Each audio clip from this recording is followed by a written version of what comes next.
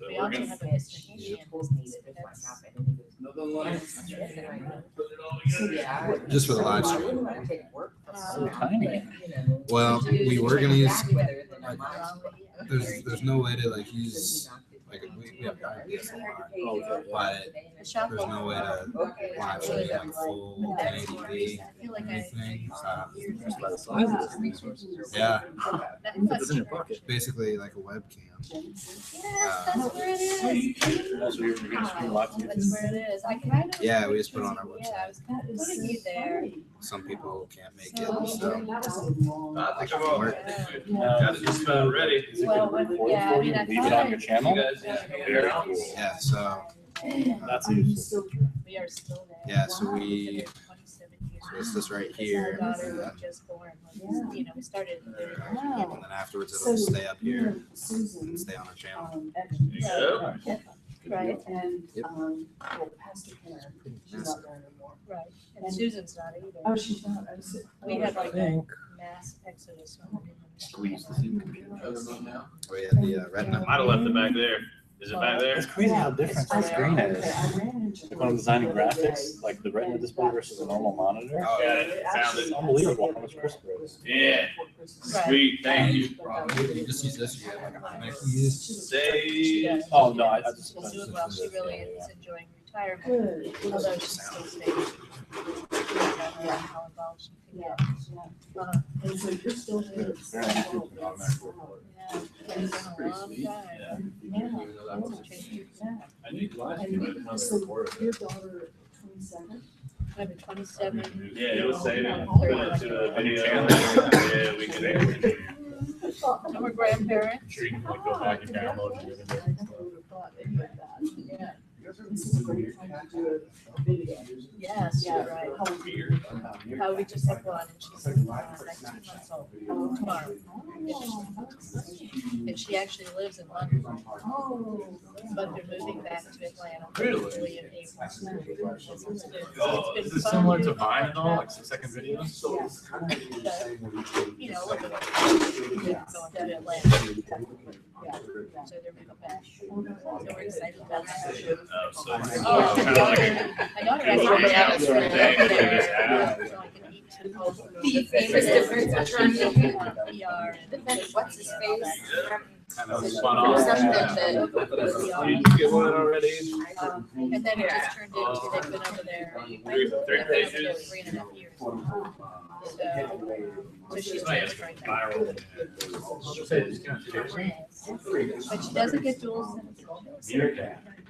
Like it's literally like the end of the year. It's really nice. Like it's pretty good. Yeah, so she doesn't get dual Just citizenship. for like a quick shit. I think It's awesome. I mean, there's things that are like some things that are take that away. And you have to either have lived there 5 years. gamified by She the has. school. There you go. Neither of them are. They're both- Anybody need a pen? So- I have a Yeah, pen. no, although she started to say. Pen writing. She gets it instead. Just in case, I'll throw some. So we think maybe there might be, you know, she actually talked early. Yeah. So there may be a little trace of some kind of English accent. Well, that's cool. Yeah. So now, how about you? I don't remember about that family. I have a daughter who's like. Okay. She's in the Yeah, what's Pen, your- Say, oh, will you you bring us remember around that? the golf farm, Pen. military or something? Actually, she was paid back then. Yeah, and now she is like capped. But, So you guys started investigating or do you start them up? You already use smartphones? Oh, she's got her own church too. Oh, yeah, it's like a normal funnel, but it automates the process of design. Not very far away. How do you They're not teach very somebody far. to use those? You mean just kind of like, Yeah, she's got like a- automated, like a drip campaign or? No, because for example, say I went to your website for the first time, you would give me calls to action to sign up for the newsletter. Yeah. The second time I came back to the website, instead of, the website was completely different, and this time it will say instead like. Because it knows who you are, like it picks up a cookie. Exactly, so it gives you different marketing based on those things. Oh, Yeah, and I mean, kind of has- Some other ingredients. Yeah, I think Craig's been there like yeah, I mean, I think that's 7 years. because I mean, a lot of people, if you're already, like for me, for example, we have one client that is and they do like a little pop-up where you can load up the website, and it says, put in your email and get taken off. And if you've already done that, either They it's were, smart but of enough course to they only were show it to you like 3 times, but we've already done that, like it should be smart enough to like know you've done it and never show again, but show you like, hey, have you cashed in on that coupon yet? Or, have you booked an appointment yet? So. And I don't remember, where Karen and Susan. You had a case involving a kitchen, right? Yeah, there's some more pizza. If you guys want some. Yes, yes. Anyway, he went to the they went to go, on other churches and things. So he eventually, so of course they like Genesis for that reason. You're not And he sure? went over to a church that was starting like on the west side of Cary. You all good back there? And I don't know why. Anybody watching? It just One other didn't person. last. All right. So from there, he is now ministry. It's actually more than his conference now because they didn't approve this. But he is minister at Woodland Terrace, which is a retirement village. And so he is minister there, but a lot of our friends and his people follow with the church that did last week, they followed him after this, so now they can build nursing home. With all the kids and whatever ages they are and the residents and they have church. It's actually very cool. Yeah. So it's, it's kind of special. So Susan is one of them that went. Oh. Yeah, she went over there. She went to check. Cool. Yeah. Well, so there's some of this. All right. Finally ready. So while I scarf down a quick lunch, I'll let you guys kind of go around. I always love to hear like what people do and why they're here.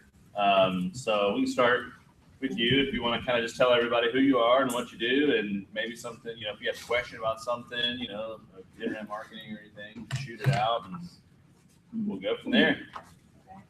Hi, my name is Danielle Coombs, and I live in Raleigh. And I started a writing business a few years ago.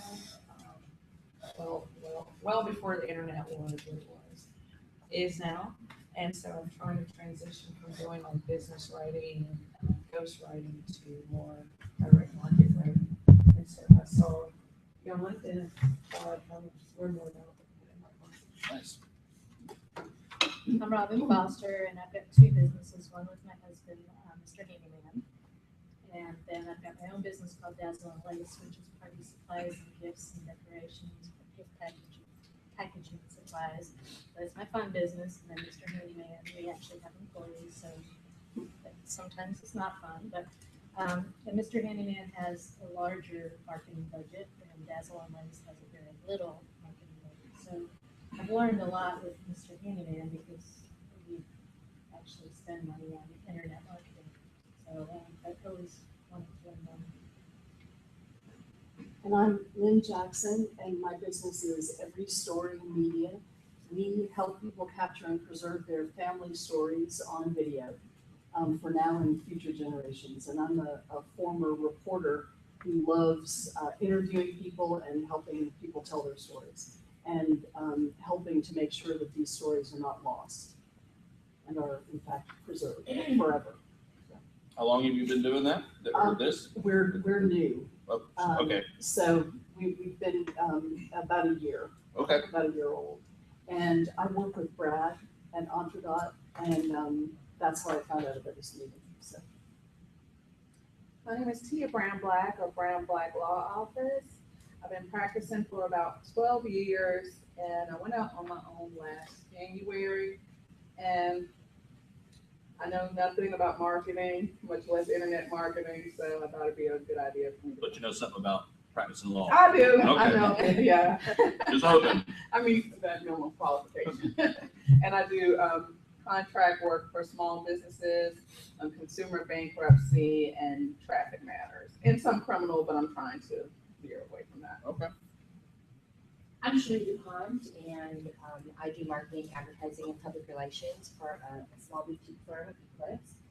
And I'm also the director of sponsorship for the Triangle American Marketing Association.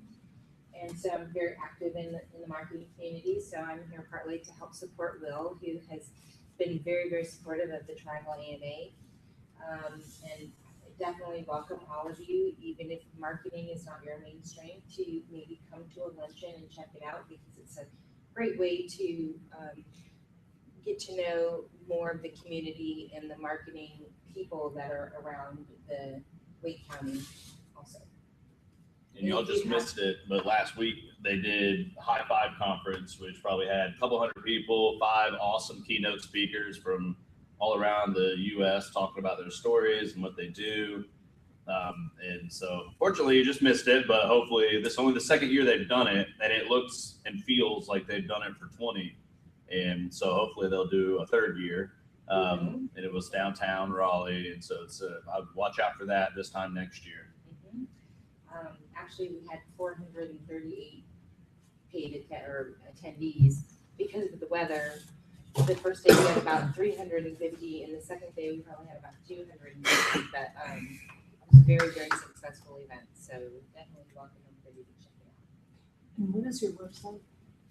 My company's Eclipse, and actually we are in the process of redoing. So I don't want to direct you there yet. We're in the process of redoing our website too. So. The Triangle AMA, is it triangleama.org? Oh, the Triangle AMA site is triangleama.org, yes. And that's American That site's not Marketing being Association. redone. Just Eclipse. Okay. And Sheree? Sheree Your last DuPont. name?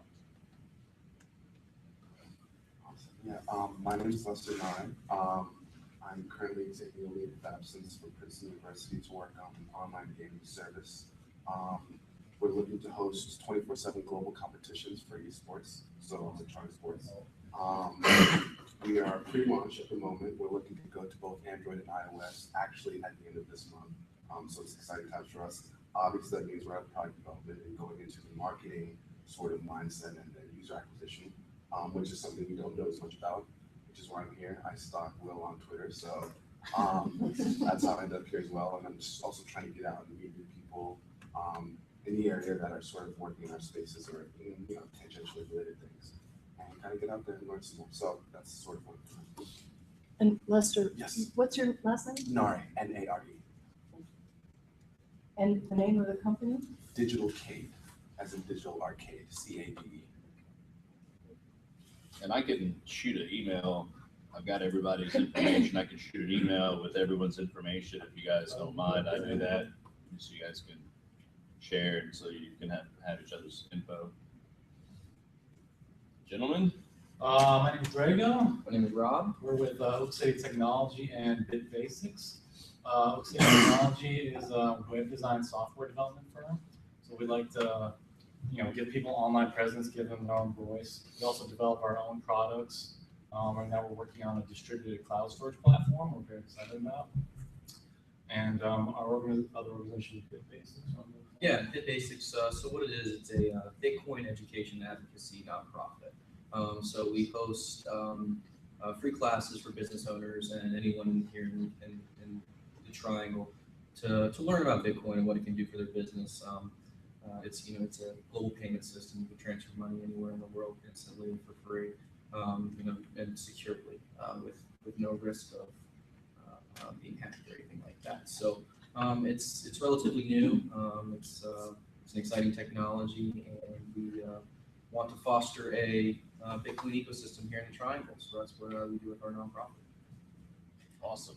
Well, I want to thank everybody for coming today. I really appreciate it. I've not ever taught this topic before, so you're going to learn with me as I kind of go through it and give this for the first time.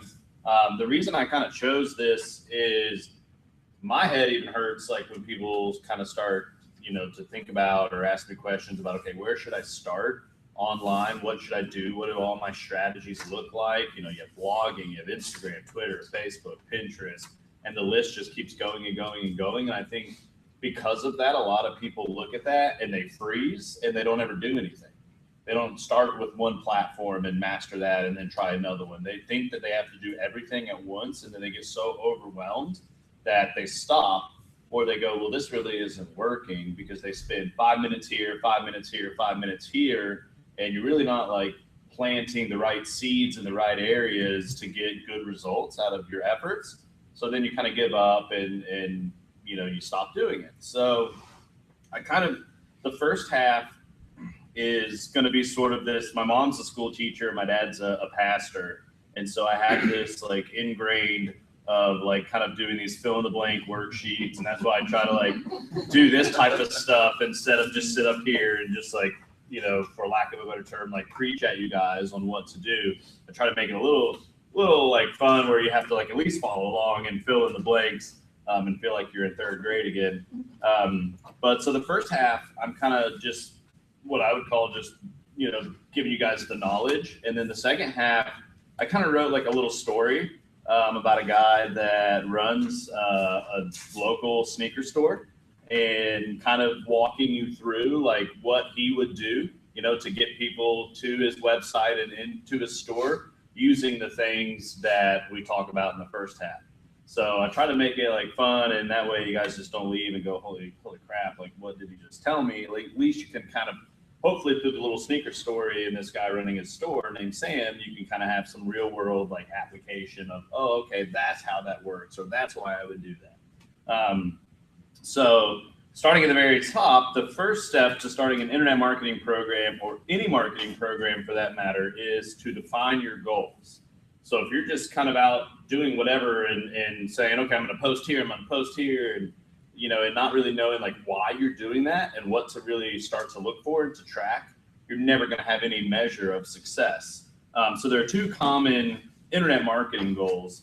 The first one is to increase brand awareness and audience engagement. So this really is kind of like, just getting your brand out there, getting your name out there, getting what you do out there in front of everybody, and kind of getting them aware.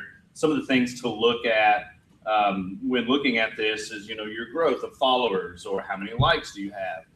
And then, when you post something, do people engage with it? Do they write back? Do they talk to you about it? And then the second one is convert followers into paying customers.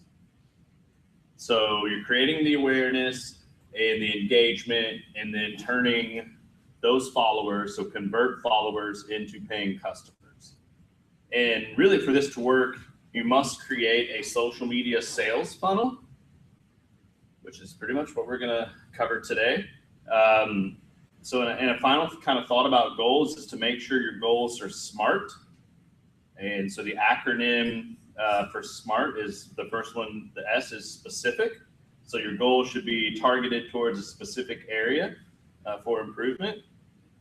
Measurable, which is huge, especially in internet marketing, since so much can be tracked and measured. And even if you do the things the right way, you can even track some of your print advertising as well. So the 919 magazine, if you were going to put a ad in there, you would want to drive them to a specific landing page on your website that no one else knows about, so that you go, okay, we know that 300 people went to this hidden special page, and the only way they could have gotten to that page is by seeing this ad. So you know whether or not that ad's working or not. Achievable, so the goal must be attainable. So don't set yourself up for failure. So 100,000 Facebook fans is a crazy amount of people, I think back to when we started the little email marketing platform that we built a couple of years ago. We've only got 300 people on it right now, and I thought by now we'd have 10,000. So, set realistic, achievable goals so that, one, you don't get let down. And then relevant. Important to choose goals that actually matter and will have a real impact. And then timely. The goal should be a given time frame or a target date. So by the end of the year, I want to do this, or in the next 90 days, I want to do this. A lot of times, you know, people like to think of things in chunks of quarters of the year. So 90 days out, what's our goal? Because so much changes, like even tomorrow might change dramatically. You guys, somebody might get a phone call and you might, you know, get put into a huge case that completely just throws your firm into a direction you never thought you would go in, you know? And so, you know, to say that, okay, I'm going to have like a 5-year, and it's good to have like a long-term plan, but to say that I'm going to do this over the next 5 years, you have no idea like what the next 90 days might bring. So making sure that the stuff is timely. So a pro tip is use programs like Sprout Social and Hootsuite, which I'm not sure about Sprout Social. I have not looked at it in terms of their payment plans, but I know Hootsuite kind of has like a free level. And that's a program that kind of helps you monitor your social media across multiple platforms. And it also provides some measurable like analytics as well. And then the bonus pro tip, don't get caught up in likes. So in terms of like fans on Facebook and how many likes and how many followers, and somebody said this actually last week at the High Five conference, one of the, he said, what's the last time, he was a keynote speaker, he said, what's the last time that you went to someone's Facebook page and bought an airline ticket because of how many likes that Delta had over US Airways? Like, so don't get, you know, like, do you buy Coke over Pepsi because of how many Facebook fans and likes they have? So really, don't get caught up. You know, most people go, man, I gotta have like 5,000 likes on my Facebook page. Not necessarily, by any means. So in order for your internet marketing efforts to have a chance of even working, you must know your customer's profile. So the reason that's so important is that's really going to determine where you live and hang out online in terms of internet marketing. So, you know, what's your customer look like?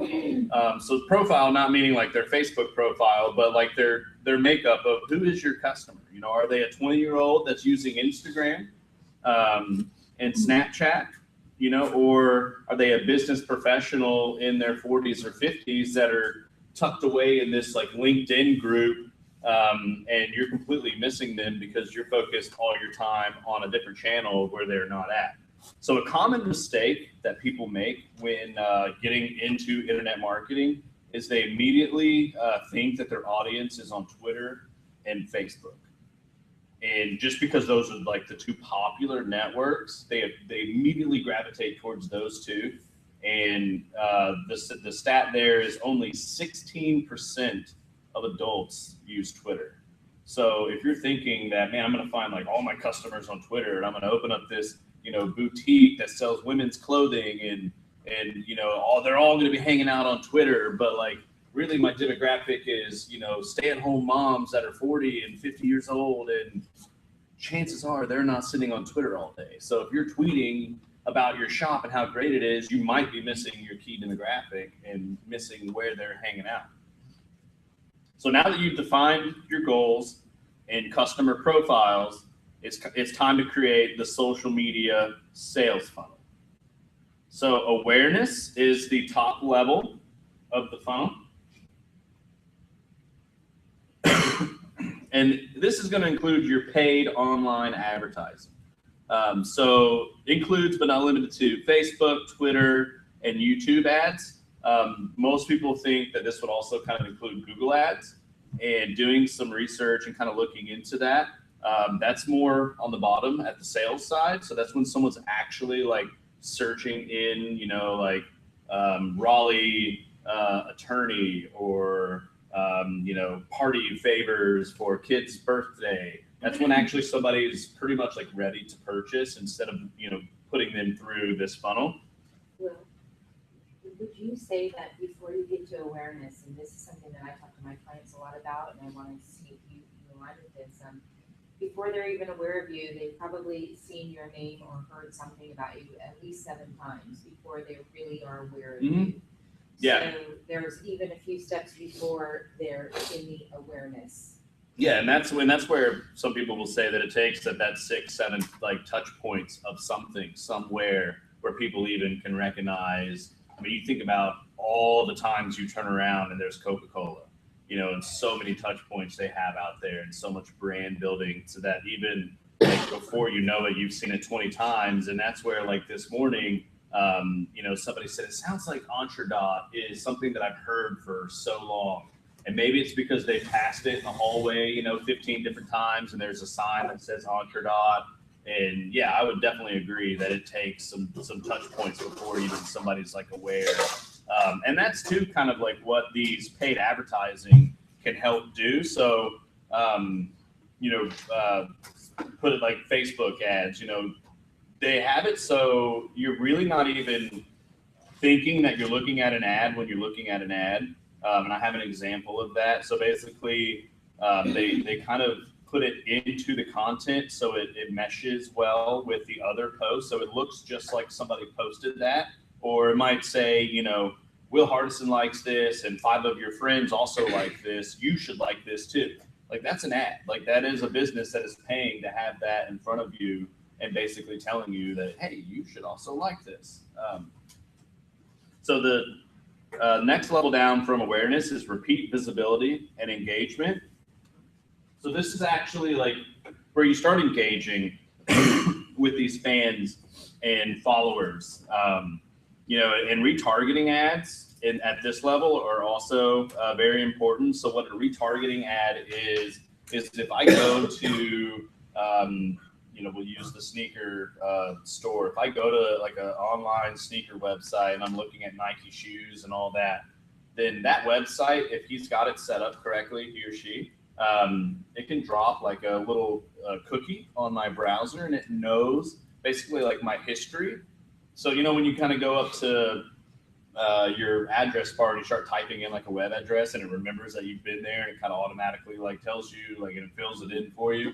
Kind of the same thing. So basically these ad networks across the internet. So now if I go to like a baseball website and this website has ads on it, then actually it'll show an ad for that sneaker store because it knows that I've been to that sneaker store's website. So that's what it's basically retargeting me. And again, another touch point of branding and awareness of, hey, don't forget, you looked at this item on eBay. Like that's freaky. Like it'll even do that. It'll say, are you sure you don't want to bid on this item that you looked at? And it just basically, it stays in front of you. So retargeting ads are big in this area. You've got to stay in front of your audience and top of mind. And sales is the final part of the funnel.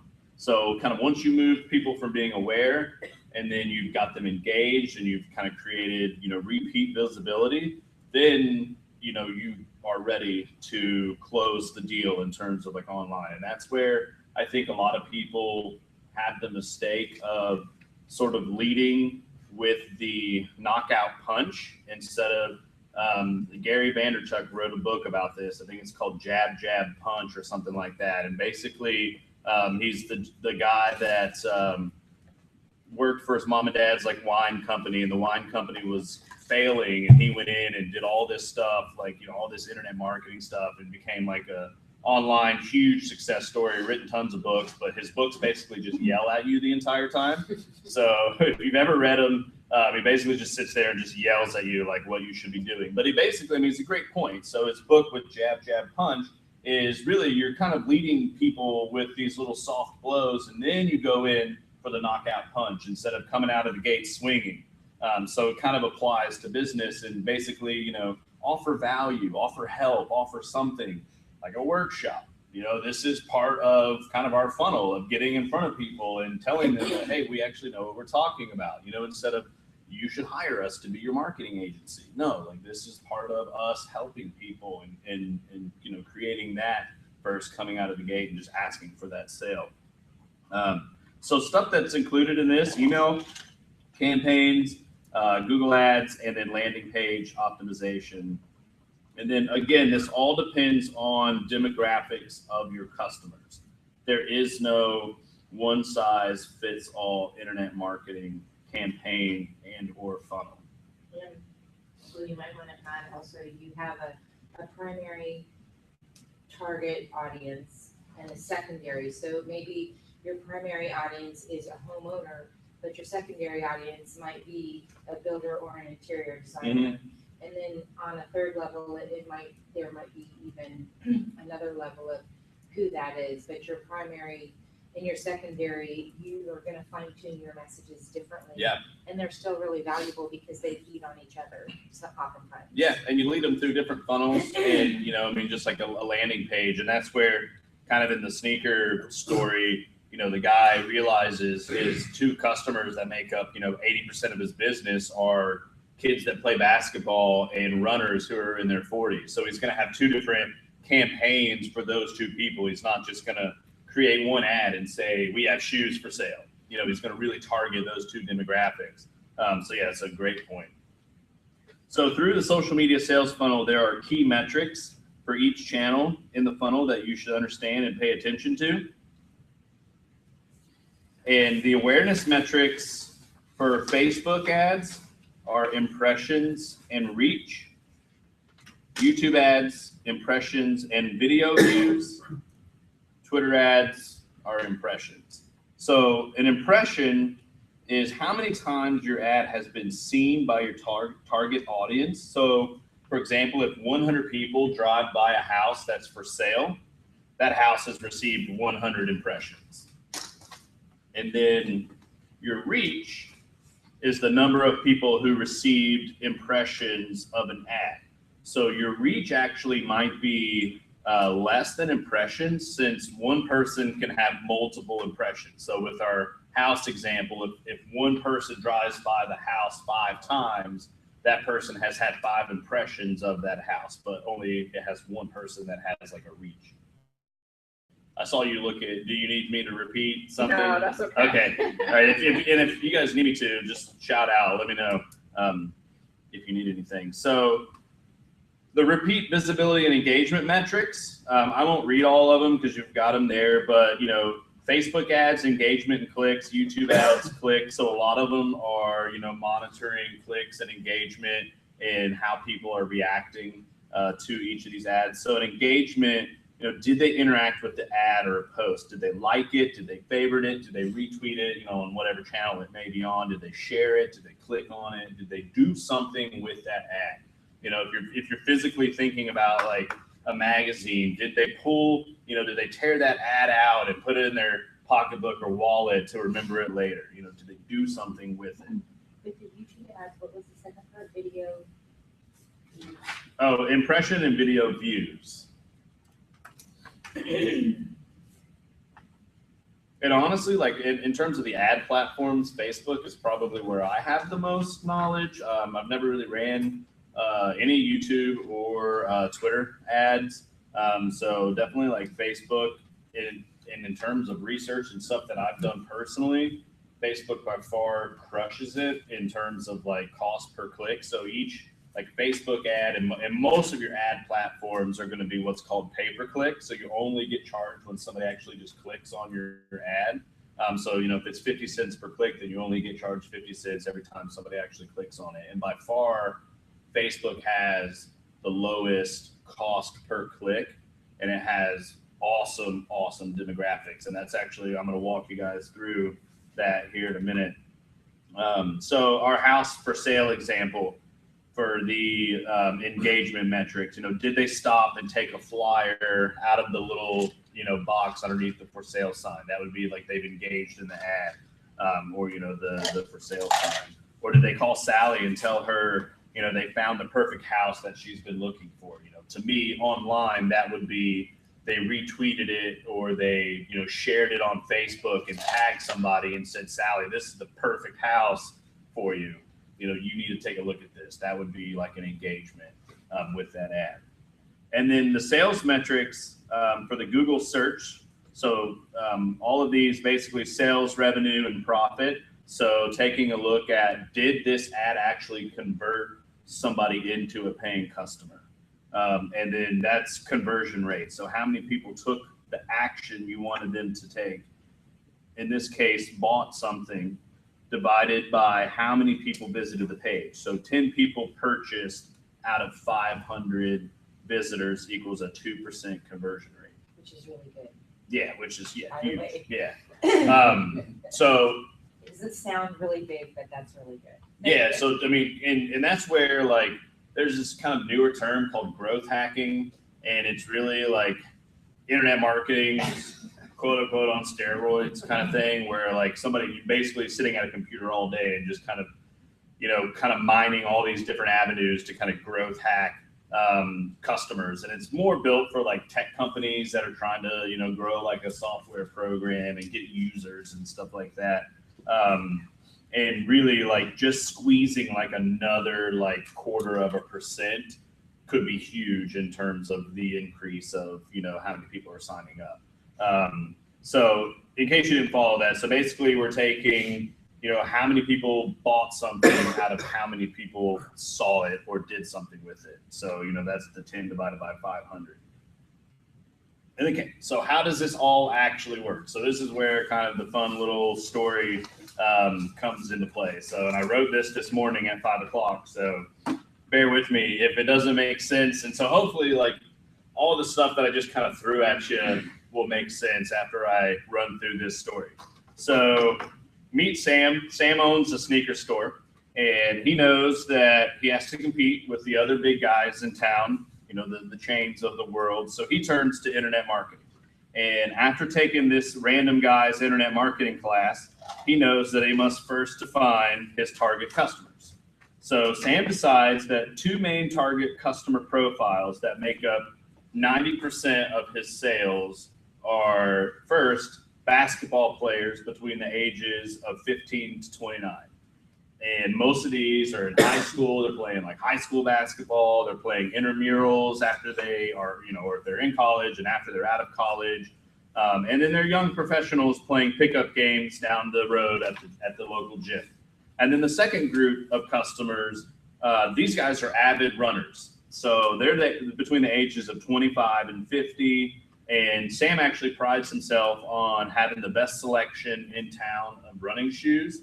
And what he actually does is, and I'm getting into the story, what he actually does is he fits your foot. He knows like, you know, how to look at your foot arc and all this stuff. And he knows like how you run based on looking at your old shoes. And he's got all these types of specialized running shoes. So he knows that like, he knows his stuff when it comes to running shoes. So Sam knows that he must first create awareness online that he even exists. So he decides that he's going to run ads on Facebook. So he fires up the Facebook ad manager and he starts to do his research. And since he has two specific customer profiles that he's targeting, he'll need to do research on both of these targets. So basically, this is what the ad manager inside of Facebook looks like. So the really cool thing about what Facebook allows you to do is you can show your ad just to people that are living in Raleigh. And I did a 10-mile radius. They have a 25-mile. I think they even have like a 50-mile radius. So for this point, you know, for Sam's point, probably someone's not going to drive 50 miles to come see a store, you know, or maybe not even 25. So I just did 10 miles. So if you remember, the basketball demographic I said was between the ages of 15 and 29. And so basically you put in this profile and you can do interests. And so I did basketball. And you can actually keep adding different interests. So, you know, you could do basketball. You could actually add like Nike. You could add, you know, LeBron James. You could add NBA. And it keeps building this profile that basically your ad will show to. So here's my potential reach is 76,000 people that live in Raleigh or within a 10-mile radius of Raleigh that are between those ages and that have basketball as an interest in their profile. You guys follow me? Make sense? So second, he has a second bucket of people, the runners. So Raleigh again, but 25 to 50.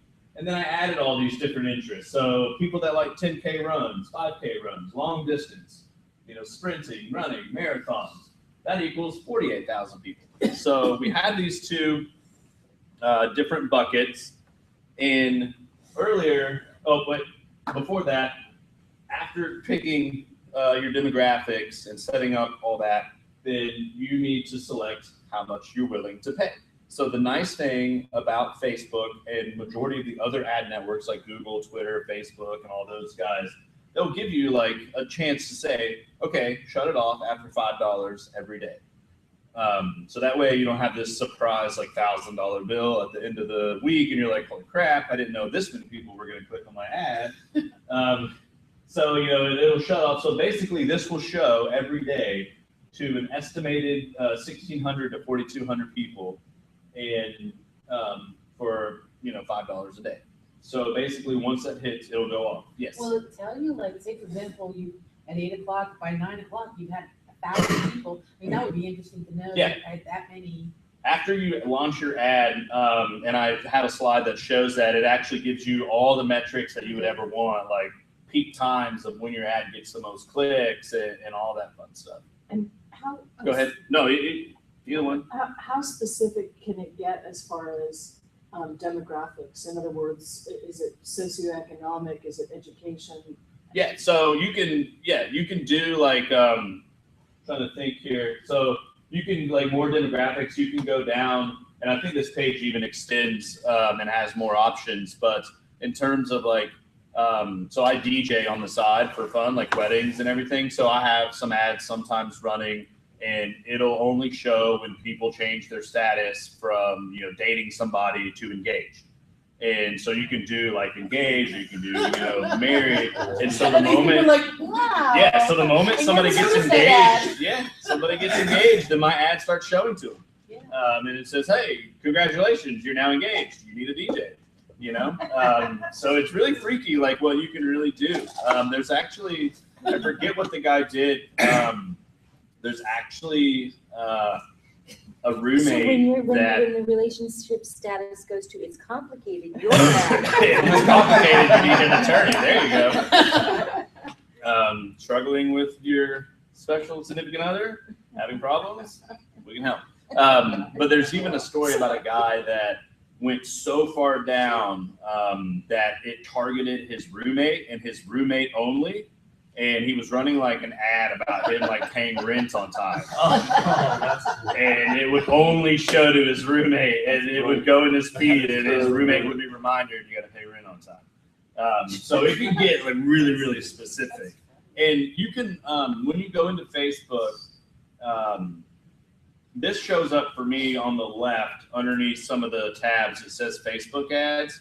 And I think that's because I'm running some, but if you Google Facebook ads, you'll have like a quick link that if you click on that, it'll load up this page, and you can play with this. You can set them up and see, like, you can test, you know, how many people are in your reach and all that. And you don't ever have to launch them. You know, you can save them, come back to them later, and play with them. So and if you want to shut me down. No, go ahead.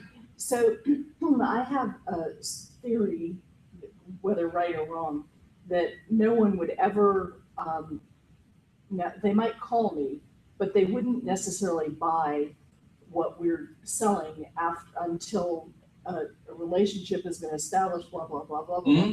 And they probably wouldn't even necessarily contact me unless someone they know refers them. Yeah. So my theory is that I shouldn't spend even $5 on a Facebook ad.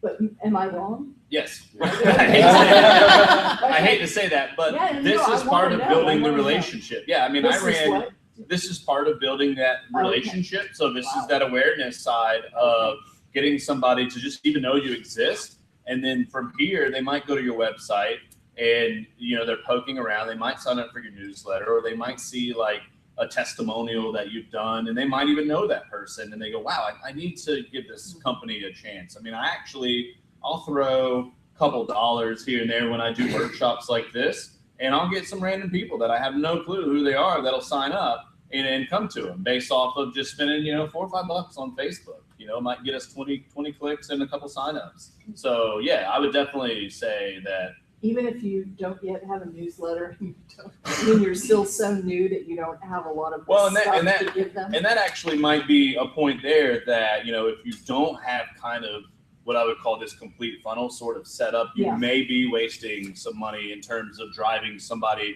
to a page that really has no call to action, has no like second step. And that's where really the nice thing about like the daily budget is you can actually look at it and every day if you wanted to and say, okay, is that working? no, it's not really working. We're not even getting anything off of this. Or yeah, it's working. Like it's doing well. Let's maybe inch it up just a little bit. And Facebook is one of the most sentimental places that you can be. So your product that I hear you talking about is something that's going to really hit people in their heart. So even if you have one that's already produced, and you can give it to that whoever that person is, if it's really good, they're going to share it. And that right there is a huge statement for yourself. And if you're a production company, it shouldn't take you long to at least put together some samples of some cuts. Yeah, we've got that. To do that, but I think that Facebook would be one of the ideal places, but it's maybe offering something to your clients who you've already done stuff to with, hey, if you share this and somebody comes to me through you or something, you can offer them something. Or yeah, and even like a simple case study is really good. So right. Even if you put a case study together, you put that on your website, and you put some Facebook ads around that, and it's like, hey, look at what we did for somebody else. Like this could be you, this could be your situation, and we can help you just like we helped them. There's a lot of times when having your product would be a really, really special thing to have. So if I was your firm, then that would be one of the things that I would really focus on, is those really key moments that are going to be really special to somebody to have these kind of memories. Family reunions. Yep. I was just, Someone posts an album of a family reunion. Yep.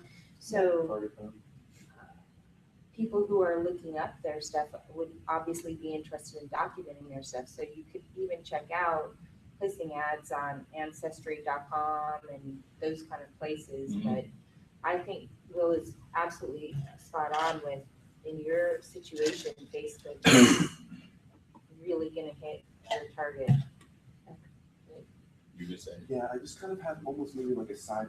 This is interesting for me because I think an issue for us is we have sort of very split target market, right? There's sort of the 18 to 35, male gamer. That's the classic character that, we could target. But there's also this newer expanding demographic of 35 to 55 women who are now becoming a very large part of the gaming space and are definitely, the game is very divisive right now, Gamergate and a lot of the sort of sexism issues. So from a marketing perspective, we want to be extremely careful in being sensitive to some of those issues. And we don't know who's going to be the audience that we should target first. It's going to be the most to sort of help bootstrap the product early on. So this is interesting for me because I think it gives us a testing bed to say, okay, this week let's target 18 to 35, males, see how that goes. Next week we target 35 to 50 women. And depending upon which we see, be more successful, we can kind of skew then now the way we advertise the product to whatever audience. Yeah, and I mean that's like the 25 to 50 is a big range. Like 25 to 30 could be one that Sam does. 30 to 40. I mean, a 25-year-old that's 2 years out of college, probably is going to perceive something a lot differently and want to see different wording and a different photo. I mean, let's be honest. If it was a 25-year-old, guy runner, he might want to see a pretty girl running on a trail and say, hey, we have all the athletic gear you would ever need. But a female might not react the same way to that. She might want to see somebody stretching or, doing something like that. Or maybe even, it might even be Sam helping somebody, fitting their foot. Like, we have the best customer service around, and that appeals more to a female than a male. I mean, you can break, 25 to 50 was just, that's just for example use, but you could really break everything down into chunks of like 5 years or 10 years and then run those ads at the same time and go, this one's doing better than that one, or maybe this one's doing terrible. What are we doing wrong? Is our message wrong? Like something's got to be wrong, and we try something else, and then okay, well that helped it a little bit. So there's tons of like tweaking and testing. Do you have your harvesting group Facebook and then you're Bill Hardison, because I imagine there's you, the person who's sharing your personal thoughts, and then there's the Hardison group that you're doing targeting. So Yeah, all the ads are ran. So that's a great question, because in Facebook you can actually select if you want to drive people to your actual Facebook business page, or if you want to drive clicks to your website. So, you know, a lot of people, you can do campaigns that you're just trying to get more likes on your page, or you can actually drive people to your actual website and put, you know, like a landing page together. So, you know, he would have a basketball landing page and a running landing page so that he could, you know, have the right information on each of those pages and send it to. So for sake of time, I just want to make sure I'm respectful of everybody's time. I wanted to show you. So after you pick kind of your daily budget, here is an ad. So most of you might have not even like realized that you've seen ads, because it basically just looks like it's a normal post in your timeline. So this is, you know, for Amazon. And so after you're done like creating your ad, you'll have, you know, giant photo. You can put some text up top, and then sort of the call to action down here, and then the button that you want. And they have different, like, you know, sign up or learn more or like our page. They have different buttons that you can choose. So, so he's got his ads running. So Sam decides, after he's got the ad set up, he's going to drive these ads to his website. So he's got his sneaker store's got a website, and he's going to have a form on there where he says, fill out this form, put in your email address, and we're going to email you a $10 coupon to our store.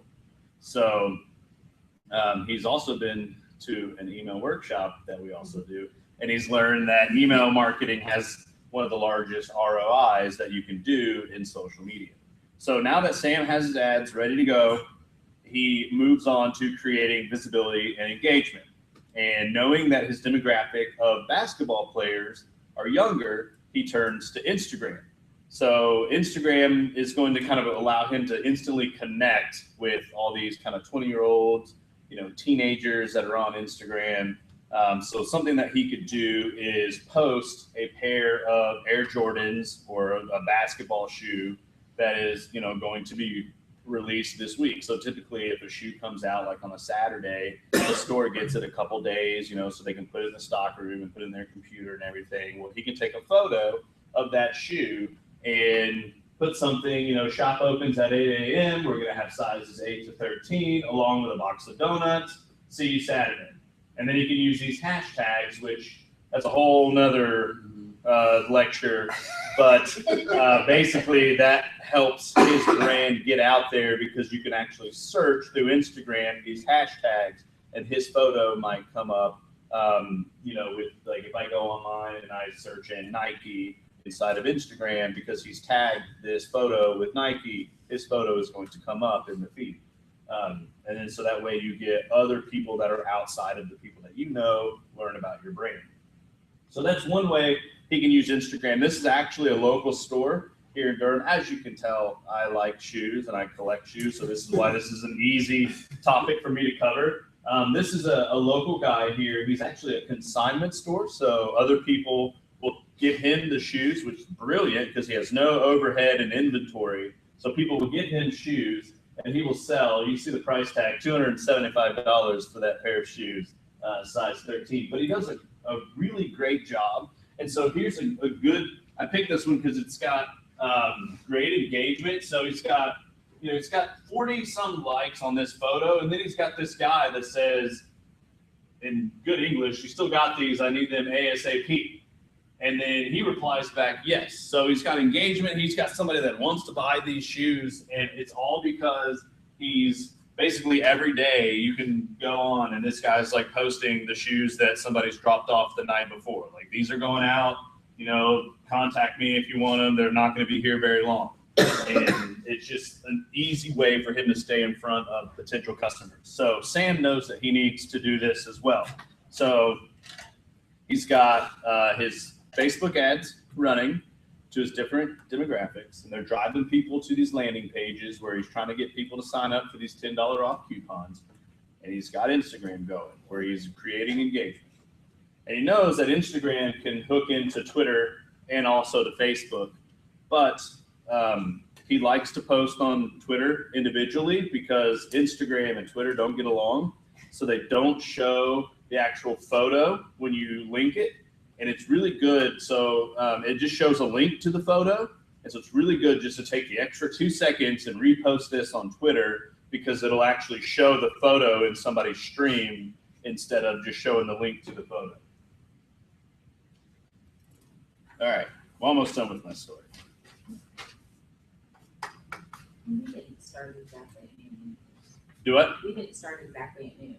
Yeah, I just want to make. I mean, if you guys have to head out, like we're getting close to 7 minutes to 1. So if you do need to leave, feel free. You're not gonna hurt my feelings if you have to walk out. I just won't give you the donuts that I have afterwards. There are no donuts. So Sam is also what you would call a sneakerhead or somebody that has been collecting shoes. So he knows that he's got over 200 cool shoes in his own collection. So he's also going to use Instagram and Twitter and social media to show off his own collection so that he can kind of show that I'm one of you guys. I know what I'm talking about. I'm not just some guy that has a sneaker store. Like, I'm part of your culture, and he can identify with it. So he also, plans to use all social media to post his own stuff. So, and then since Sam can ship all over the United States, he knows that Instagram and posting on Twitter and Facebook are just kind of the tip of the iceberg. So for both of his target markets, basketball players and runners, he knows that there are like dedicated kind of like online message boards where these guys all kind of hang out and talk about running or collecting shoes or basketball and all this stuff. So Sam knows that part of his strategy is that he's going to find 2 or 3 of these like online message boards and really just dive in and become a part of that culture, and just not necessarily to basically tell people that he owns a store and that he, can sell them shoes, but more or less like if somebody like on a running forum is having problems with, back pain or, their feet are just killing them after they go on a run, he can actually provide value and, go on and answer questions and say, you probably aren't using the right, support type of shoe, and that's why your back hurts. And if you're standing all day, you don't have the right, cushion and blah, blah, blah, and all this stuff. And he can just provide good information, try to sell that, instead of trying to sell them. And that's where you were saying, it happens on relationship. Like, that's part of that relationship building, is providing that value and diving in and being one of them and saying, hey, I'm here with you. I'm going to help you out. I want to be a part of this culture, instead of just saying, I have a sneaker store, you should come buy shoes from me. All right. So to recap, he's running his Facebook ads that are going to landing pages where he's trying to give $10 off for somebody to sign up for an email.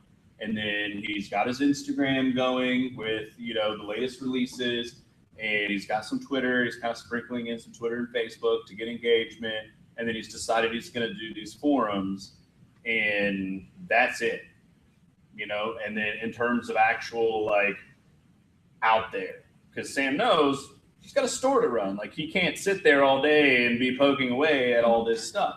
So the last part of it that Sam knows that he does need to do is create a good website. And he also knows that he wants to have a blog integrated into this website. So, this is Nike.com, but let's pretend it's Sam's website. So he wants, just a very clean and simple website.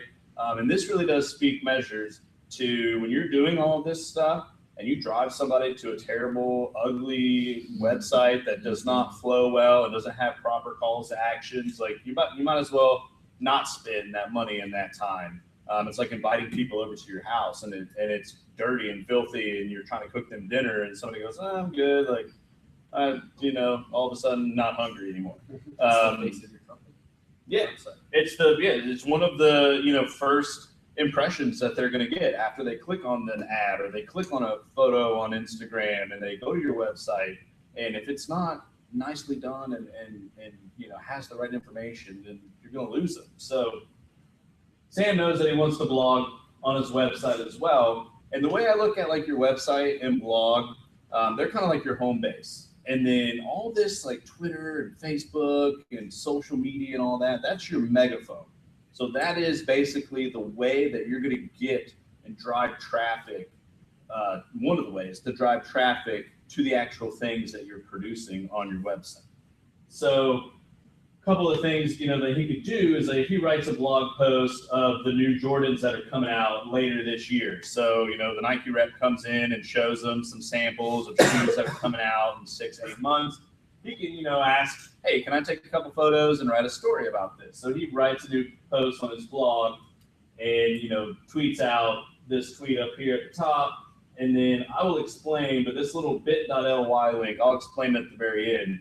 That's a link back to his website. And then again, new blog for the runners, like my personal collection of Nike Air Maxes. He has over 30 colors he's collected, and that's probably something that's going to be cool for somebody that, is interested in that. So they're going to click on that. This now kind of last bit of measuring everything. This is sort of the dashboard that after you launch an ad for Facebook, it'll tell you, how many website clicks have you gotten on this ad? What did it cost you per click? And then you can, instead of setting a daily limit, you can actually set a lifetime budget. So you say, hey, I want to spend $500 on this ad. It'll run until that $500 is hit. So for this one, I said, all right, I got a lifetime budget of $50. And so it's continually to run because it's only had $28.75. So that's, you can set like a daily budget or you can set like a lifetime and it'll continue to run. But it ever go to tell you how it turned into a sale, like the click turned into a purchase? So that's, yeah. And it not necessarily like inside of this. Right. You can use like Google Analytics, which you can set up like conversions, and it's not that easy. Like you kind of have to have a pretty good understanding of analytics to do that, and you have to have somebody that knows a little bit about like code. But basically, if you have like a little buy it now button on your website, you can actually tell Google that I want to track how many people click on that buy it now button. It'll actually give you basically a math formula of how many people clicked on that button that viewed your website, and it'll tell you like where they came from and all this fun stuff. Analytics is really, really complicated. Yeah, so I currently use Weebly, which is probably embarrassing or whatever, but I get 100,000 hits. They haven't turned into, so I just don't know the click to buy, or I don't know what the right lingo is. You're better off to interview, I don't know if your company does analytics, but you're better off to spend a few dollars to hire him and have it done right, because it's so easy to read those reports wrong and attribute things to the wrong place. Yeah, and if you're getting 100,000 hits, Not every day, I mean, over the span or whatever, but I sometimes get 500 hits. It's awesome, I have a blog, so, Yeah. and then I have a no, video. that's good traffic. But, I mean, if but you get- but they don't buy from my website, they link to another one and they buy from that one, which my stuff, but I'm like, so. Oh, I so mean, like you're sending in to like maybe like an Amazon affiliate program. Teachers Or, Pay Teachers is the website, so I do educational stuff, Uh-huh. so they buy it from Teachers Pay Teacher and I get the money. yeah, But it's going, but then I can pay Teachers Pay Teachers a little bit, but yeah, that's anyway. That's I a little can't bit figure out tougher my because problem. of the affiliate kind of back and forth there. I mean, there's probably a way to do it, and that it might be more so on their end of telling you like, hey, you drove us 500 visitors from your website came to our website, and then 10 people purchased, because Google will tell you like your incoming traffic and where they're coming from, so that way you can easily say, okay, on their end, they can say, man, she sent us 500 people to her page of stuff and we got 10 orders. And they can tell you that way. And that would be the simple I form. might set up an appointment with you just to see, I'm not gonna turn that down. Can you work with Weebly? Yeah. Yeah. Like, not that I love it, but I'm just saying. Yeah. I just. Absolutely. It could also be something like people get to your page and the page that they land on, there might not be a link to your store, or Right. it just. My store, I don't like it, it's the not flow of organized. It might not be intuitive, because I know when I click on a web page and I can't find what I'm looking for in about 3 or 4 clicks, I'm gone. Right. So it Right. kind of depends. Okay, well, Would you recommend, so that's my other concern, is losing tracking of the conversion rate at the point of purchase. Would you recommend running campaigns So let's say we do a Reddit campaign for a week and then a Facebook campaign the next week, rather than running them in tandem, to really know and say, okay, we did a Facebook campaign this week, we had a conversion rate of 1.5% during that week. When we did the Reddit campaign, or is there a way to do both and still be able to maybe, and I don't know, it might be tough, somewhere in there be able to really differentiate where you're, because the conversion's happening on our site. So it's Yeah, I mean, so the best way that comes to mind is there's a lot of like, if you run different campaigns at different times, there's a lot of like duplicate work in terms of the way I look at that is if you have like a Reddit campaign and you're driving traffic, I would send them to a certain page with a certain call to action and measure that. And then Facebook ad or another campaign, you're dropping them into a different page and measure that. You know, whatever. A lot of the Stitcher Yeah. shows do that where it's like, oh, go to webkit.com/ you know, add one so they know where it's coming. Okay, that's interesting. Yep. Yeah. I guess I'm somewhat of a skeptic, and I'm wondering what precludes somebody at Facebook from just going and clicking. You should talk to my dad. He thinks the same thing. Seriously, he thinks that Google and Facebook have the time to sit around and click on your ad so that they can make money. Well, if nobody clicks, will they just say, okay, nobody clicked ever, and so we give you all your money back? I mean, I don't know. I just Which you don't get charged until somebody actually does click on it. So you're telling Google and Facebook, I'm willing to spend up to $50 on this ad. I'm not like, you're not giving them like a credit for 50 and then they're like, you know, dinging you and taking away from that credit. You're only charged at the end of the life cycle of the ad. Okay. Yeah, but and Google and Facebook have bigger things to do than my dad really does think this. He what's to keep like Google from going online and like clicking on your ad? I'm like, well, if that's what they're doing, then they've been covering it up pretty well for the past 10 years or however. I did a fan page, like a Facebook fan page for my business, and I never did a website, but all of my business came through that without me ever doing a paper ad. Okay. So I knew it worked. Okay. Yeah, because they all contacted me that way. Yeah. And people kept inboxing or sending likes. Okay. So that's without even taking any money out of my pocket. So. Okay. Yeah, and I will say, just because of what you just brought up, like Facebook and all the like social media and everything, if it's worked like that way for you, that's awesome. Like, It works, I had another job. Right. So it was kind of like a side. So the only like risky part about doing that is that you actually don't own any of that data. So like Facebook, if you have 10,000 people on your Facebook page, you cannot export them. You cannot do anything with them. They are just on your Facebook page. And if Facebook tomorrow comes and says, we're doing away with all business pages, you're done. Like your 10,000 people are gone. And so that's why, one of my biggest pieces of advice to people is drive people to your website as much as possible. Get them on a email list or some sort of list that you have control over, so that you're not dead in the water when somebody like a Facebook or somebody changes. And they just changed actually the amount of like what's called organic reach. So if you have 10,000 people that are on your Facebook page and you type an update into that page, it has less of an impact organically, basically meaning not paying for it, to reach all of your fans that like your page. Now they want you to what's called boosting that post. So if you've ever posted something and it says boost in there, they want you to pay basically to get that reach that you once had. So that's one of the downsides. Is he kicking us out? They have something else? Okay, no. I thought maybe they had something else. All right. So does Boost take you to the campaign page? A little, it's kind of a little different, but yeah, Boost basically you can pick like, again, sort of some demographics and like, hey, I want to throw $10 at this post and boost it to everybody, and it shows up in people's timelines and feeds. Yep. Well, in other words, Facebook needed a way to start creating more income. And so this was their way to take control over the utilization of their site and to monetize some of it too. And to force people like Will or like Danielle who have a big fan base and they weren't getting any money from it. I'm almost done. I know we're a little after, so I'm gonna breeze through this. So kind of measuring everything. So just kind of quick recap. Sam's got his store. He's got his 2 demographics. He's running his Facebook ads. He's doing his Instagram. He's got his, Twitter and kind of some social media sprinkling. He's blogging. He's using those avenues to drive people to his website. He's trying to get people to sign up, for that $10 coupon.